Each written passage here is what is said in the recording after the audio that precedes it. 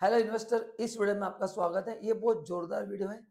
2024 के 7 top best mutual fund में आपके साथ शेयर करने जा रहा हूँ and along with the reason. तो वीडियो को लाइक जरूर करना है एंड अगर आप हमारे चैनल पे फर्स्ट टाइम आए तो वीडियो को सब्सक्राइब करना है, क्योंकि और ऐसे एक दो वीडियो आने वाले हैं जिसमें मैं बहुत इंपॉर्टेंट टिप्स देने वाला हूँ। एंड मैं आपको गारंटी देता हूँ कि by the end of the year आप इसको ऑब्जर्व करना, आपको समझ में आया कि काफी सोच समझ के आपको ये बताया गया है। तो लार्ज कैप का मतलब क्या है? जैसे शेयर कैपिटल में होता है ना, मार्केट कैपिटलाइजेशन 15,000 करोड़ 20,000 करोड़। तो ये जो लार्ज कैप म्यूचुअल फंड्स है, ये टॉप 100 कंपनीज में इन्वेस्ट करते हैं। एक एग्जांपल आपको दे रहा हूँ, जो बेस्ट 100 कंपनीज है जिनका मार्केट कैपिटलाइजेशन लिमिट से ज्यादा है, उसमें इन्वेस्ट करते हैं। तो that is called as a large cap mutual fund. Then अभी इसमें जब आप पैसा इन्वेस्ट करते हो तो आपको सही स्कीम सिलेक्ट करना भी जरूरी है। जैसे HDFC large cap fund example दे रहा हूँ, जो भी है उसमें भी अलग अलग स्कीम्स होते हैं। तो लार्ज कैप में भी बहुत सारे ऑप्शंस होते हैं जो आपको सही तरह से सिलेक्ट करना जरूरी है। तो आइए जानते हैं कैसे कौन से 7 म्यूचुअल फंड है जो आपने डेफिनेटली देखना चाहिए। सबसे पहला है टॉप 7 में Nippon India large cap fund. इसमें टोटल अगर आप 100 रुपए देते हैं तो 98.36 डोमेस्टिक मार्केट में इन्वेस्ट होता है। इसमें लगभग उसमें से 65% जाता है लॉन्ग टर्म में, मतलब जो लार्ज कैप में जाता है। 12.44 मिड कैप में जाता है एंड 2.46 स्मॉल कैप में जाता है। हाँ, 2023 में नो डाउट मिड कैप ने बहुत अच्छा परफॉर्म किया, बट लॉन्ग टर्म बेसिस पे ये फंड्स बहुत अच्छा परफॉर्म करेंगे। ठीक है।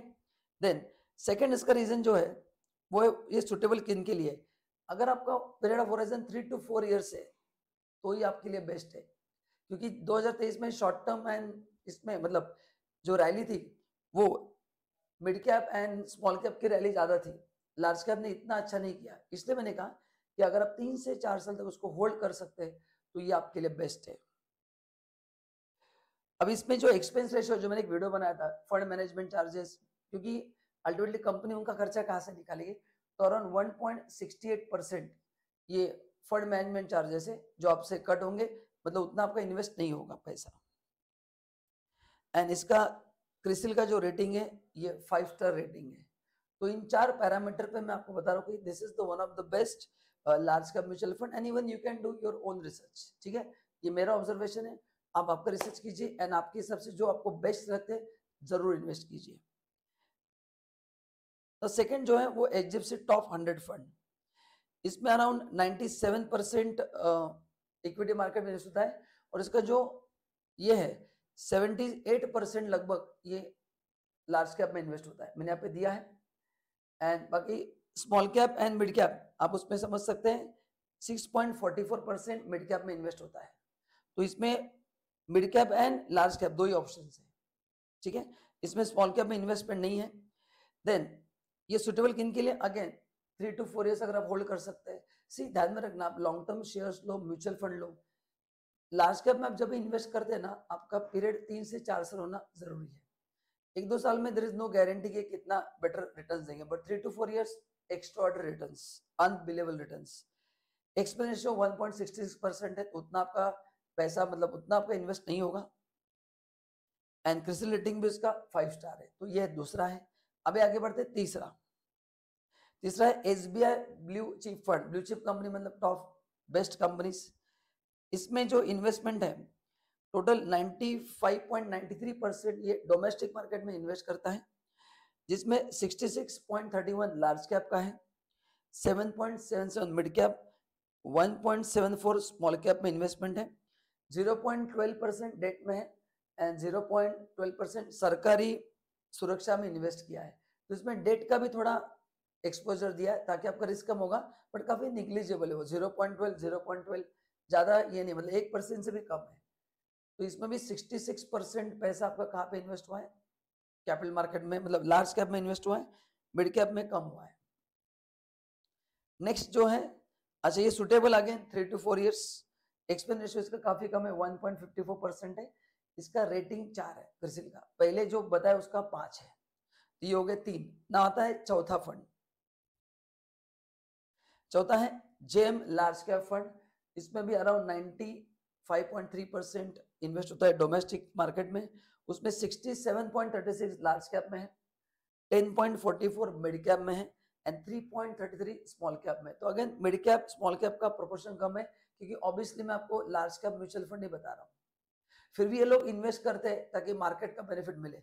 ऐसा नहीं होगा कि पूरा लार्ज कैप में इन्होंने इन्वेस्ट किया है, बिकॉज उनको भी पता है कि इन्वेस्टर को भी रिटर्न देना जरूरी है।